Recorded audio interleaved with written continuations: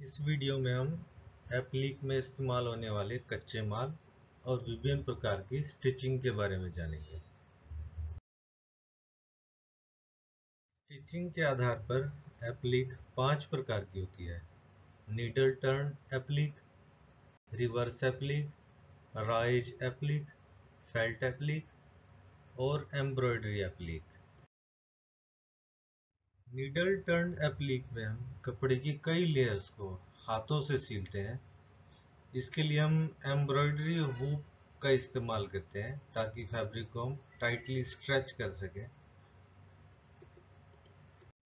इस एप्लिक को बनाने के लिए सबसे पहले एप्लिक के किनारों को फोल्ड किया जाता है, जो कि उनकी क्लियरेंस दी गई है उसके हिसाब से, और फिर एक सुई में धागा डालकर उसे पीछे की साइड से सीला जाता है ताकि बेस जो हमारा फैब्रिक है और एप्लिक को आपस में जोड़ा जा सके।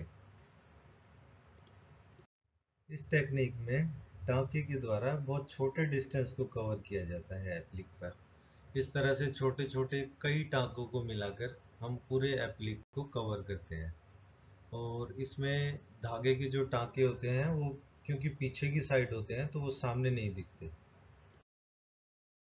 रिवर्स एप्लिक टेक्निक में जो एप्लिक होता है वो कपड़े में पीछे की ओर होता है और उसी के हिसाब से जो मुख्य कपड़ा होता है उसको काटा जाता है ताकि पीछे से एप्लिक का इम्प्रेशन आए, ना कि सामने से। इसी कारण इसे रिवर्स एप्लिक कहा जाता है। इस टेक्निक में टेम्परेरी मार्कर लेकर पहले शेप को मेन कपड़े के ऊपर बना दिया जाता है और फिर मेन कपड़े को उसी शेप के अनुसार सीम अलाउंस देते हुए काटा जाता है। फिर पीछे की तरफ एप्लिक को लगाकर और काले थ्रेड से पीछे की ओर से सील दिया जाता है। स्टिच और स्लैश मेथड भी एप्लिक का एक उदाहरण है, जिसमें हम पीछे की ओर अलग रंग का एक कपड़ा लगाकर मुख्य कपड़े को एक पैटर्न में काट देते हैं, जैसे कि आप इस पिक्चर में देख सकते हैं। राइज एप्लिक में एप्लिक को बिना किनारों पर कोई ट्रीटमेंट किए सीधा मुख्य कपड़े पर सिल दिया जाता है।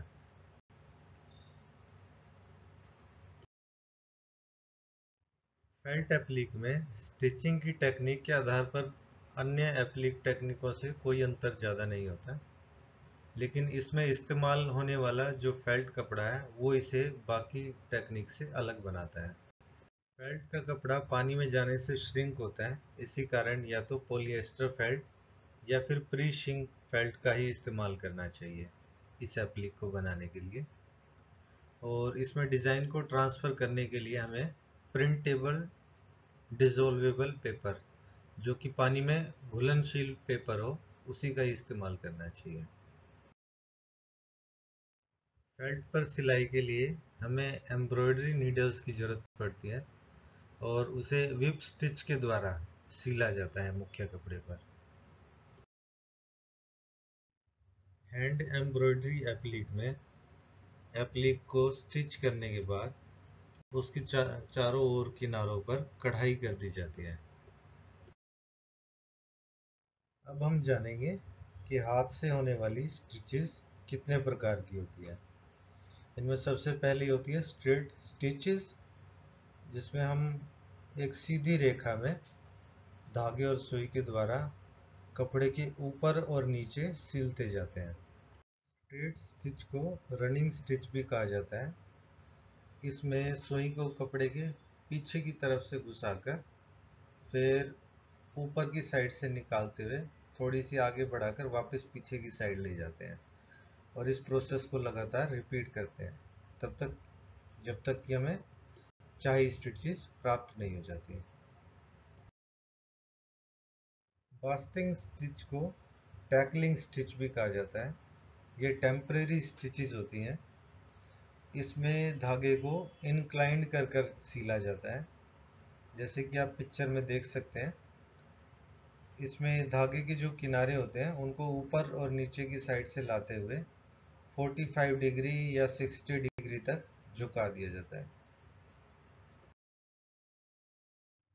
बैक स्टिच एक मजबूत स्टिच होता है जिसके द्वारा हम एप्लिक को मुख्य कपड़े पर सीलते हैं। इसका इस्तेमाल एम्ब्रॉयडरी के लिए भी किया जाता है या फिर लेटर्स को किसी कपड़े पर बनाने के लिए भी किया जाता है। कैच स्टिच को हम क्रॉस स्टिच भी कहते हैं। इसका मुख्यतः इस्तेमाल कपड़े के किनारों की सीम को बंद करने के लिए किया जाता है।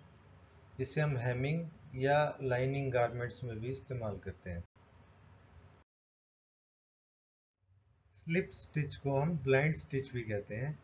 इसका इस्तेमाल मुख्यतः हेमिंग के लिए किया जाता है। इस स्टिचिंग में धागे को पीछे की तरफ से सिला जाता है, इसीलिए वो सामने से दिखाई नहीं देता। बटन होल स्टिच को ब्लैंकेट स्टिच भी कहा जाता है। यह मुख्यतः भारी कपड़ों के किनारों को एनक्लोज करने में काम आता है। इसका इस्तेमाल आप डेकोरेशन के लिए भी कर सकते हैं। फेल स्टिच को एप्लिक स्टिच भी कहा जाता है। इसका इस्तेमाल कपड़े की एक लेयर को दूसरी लेयर के साथ जोड़ने में किया जाता है। फेल स्टिच स्ट्रॉन्ग होते हैं और काफ़ी जल्दी अप्लाई किए जा सकते हैं। ओवरकास्ट स्टिच का इस्तेमाल कपड़े की रॉ एजेस को मुख्य कपड़े से बांधने में किया जाता है, ताकि कपड़े की शेप बाद में बिगड़े ना। व्हिप स्टिच का इस्तेमाल सिलाई के साथ साथ क्रोशिया के काम में भी किया जाता है। इस स्टिच का इस्तेमाल दो फ्लैट फैब्रिक के टुकड़ों को आपस में जोड़ने के लिए किया जाता है। चेन स्टिच का इस्तेमाल मुख्यतः कढ़ाई के काम में होता है और यह विभिन्न प्रकार की शेप में बनाया जा सकता है। स्टिचिंग के टाइप्स के बाद अब हम धागे के प्रकारों के बारे में जानेंगे। इसमें सबसे पहला धागा जनरल पर्पस थ्रेड होता है, जो कि 100% पॉलिएस्टर से बना होता है। यह धागा स्ट्रॉन्ग भी होता है और फ्लेक्सिबल भी होता है। इस धागे का इस्तेमाल कई प्रकार के सिलाई के प्रोजेक्ट्स में किया जाता है। कॉटन का धागा पूरी तरह नेचुरल होता है और यह केवल उन्हीं प्रोजेक्ट्स में इस्तेमाल किया जाता है जहां कपड़े पर ज़्यादा खिंचाव नहीं आता, क्योंकि कॉटन थ्रेड ज़्यादा स्ट्रॉन्ग नहीं होता। क्विल्टिंग थ्रेड भी 100% कॉटन से बना होता है, लेकिन यह एक ग्लेजिंग फिनिश देता है सिलाई के बाद। सिल्क थ्रेड का इस्तेमाल हाथ से सिलाई या कढ़ाई में किया जाता है और यह मुख्यतः महंगे कपड़ों में इस्तेमाल किया जाता है। यह धागा अपनी चमक के लिए मशहूर है और इसमें हम शाइनिंग कलर्स भी प्राप्त कर सकते हैं। रेयोन एक आर्टिफिशियल और चमकदार धागा है जिसका मुख्यतः हम मशीन के द्वारा कढ़ाई में इस्तेमाल करते हैं।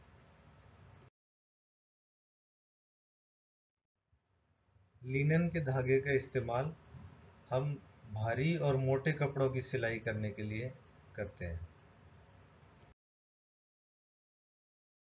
बास्टिंग थ्रेड, जिसको हम टैकिंग थ्रेड भी कहते हैं, यह एक बारीक धागा होता है जिसका इस्तेमाल टेम्परेरी स्टिचेस के लिए करते हैं, जिसको हम बाद में हटा सकें। वूली नायलॉन थ्रेड का इस्तेमाल हम अधिकतर वूल के बने हुए कपड़ों को सिलने में करते हैं।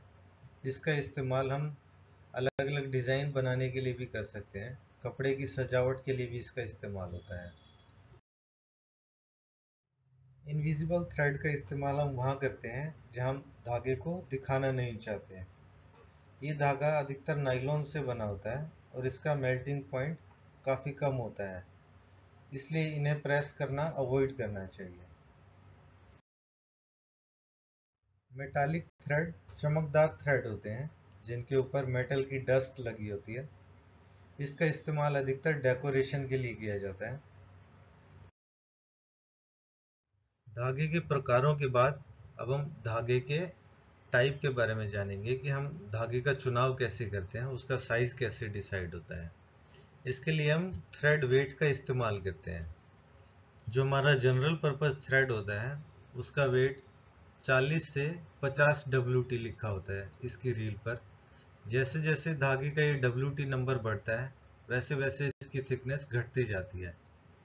तो इसका मतलब है कि यदि एक 100 WT का धागा है तो वो काफी बारीक होगा 18 WT के धागे की कंपैरिजन में। अब हम जानेंगे कि एप्लीक की सिलाई मुख्य कपड़े पर किस प्रकार की जाती है। इसके लिए हम एक तय रंग के धागे को सुई के आई में डालते हैं। एप्लीक की अलावेंस सीम को मोड़ा जाता है और उसके बाद उसके अंदर सुई को डाला जाता है।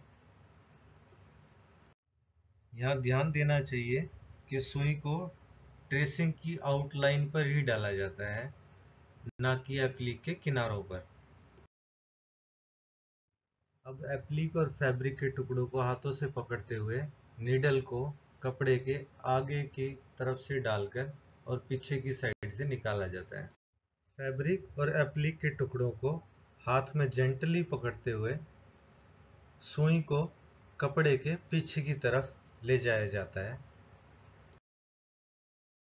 पीछे से कुछ डिस्टेंस कवर करने के बाद सुई को वापस आगे की तरफ लाया जाता है और इस तरह से नीडल टर्न मेथड का इस्तेमाल करते हुए एप्लीक के पूरी आउटलाइन को धागे के द्वारा ट्रेस कर दिया जाता है।